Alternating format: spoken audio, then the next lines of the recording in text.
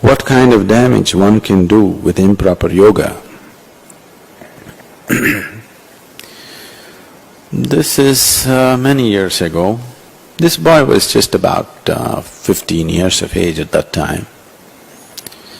Karnataka is one place where yoga is big, Generally, almost in every town or every village, you will see under the banyan tree, there will be a few people doing yoga early in the morning. That's almost like part of the scenery there. So one day early morning, this boy is going somewhere, he saw some people doing yoga. That is, they were doing Shirasasana, headstand. You know Shirasasana? Normal means like this, yoga means like this for most people. To stand on your feet, that is not yoga. You must stand on your head, that is yoga. So he saw people doing yoga, he liked it. Young boy, agile. So he came home and he stood on his head. 15-20 minutes he's able to stand on his head. He's staying there and calling everybody and asking them to see how wonderfully he can stand on his head without any training or any help. He did this just for about 2 to 3 weeks, and then he started getting bouts of anger. He'll be just fine. Once in 2 or 3 weeks, he will get into a huge uncontrollable bout of anger, lasting just about 15-20 minutes. At this time, he will do anything. In one of these situations, he actually took a stick and hit his mother on her head. She had a skull fracture. So after this incident, they started tying up the boy. They said he's dangerous. In a small town, they didn't know what to do, so they tie up the boy and keep him in one room. A 15-year-old boy who's perfectly normal otherwise, if you tie him up and keep all the things that he goes through, and this started happening more and more often.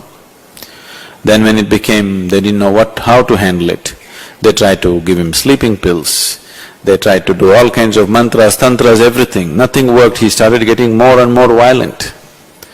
At that time, they brought this boy to us, and I knew this boy is just wrong yoga, Then we put him on various kinds of energy balancing systems and getting him right. He became quite settled down. In about 1.5 years, he was completely, absolutely normal. But then he stayed on with us for another 2.5 years. 4 years he was with us. He discontinued his education. He was with us for 4 years. Those 4 years were very rewarding for him in a different way. But if he had not come at that time, let's say another 2-3 months had passed, it would be very difficult to reclaim that boy. It would have been very difficult.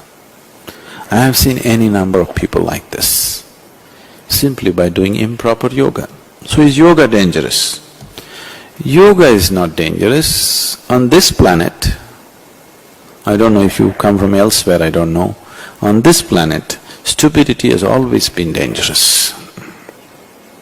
Always. And still is. You need to understand this. When you're talking about yoga as science that can transform one's life, just a simple thing, sitting like this or sitting like that can transform a human being, there must be something powerful about it, isn't it? If you mishandle it, it could cause immense damage to a person. It's just like electricity. It has no discretion. You can't think of life without electricity right now, isn't it? It's so useful. And you fell in love with it and you went and stuck your little finger in there, and you know what happens. So, I am not trying to make it difficult. It's my wish too that yoga really reaches everybody in the world, because it has to. But if people want to take it, they must show some dedication to it.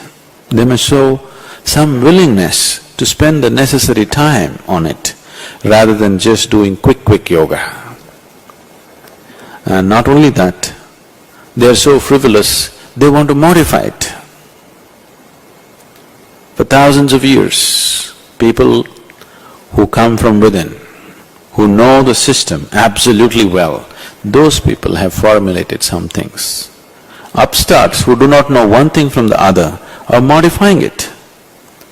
Today there is power yoga, aquatic yoga, skydiving yoga, what not. This is just, irresponsible, that's all. Absolutely irresponsible. The way it's happening here, the yoga in United States is absolutely irresponsible.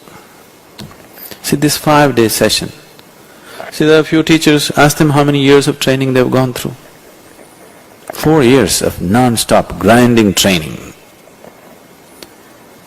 And out of this, if 100 people go through, only our average has just been about 20 to 23 people have been passing. We're trying to improve that percentage, it's just not getting there.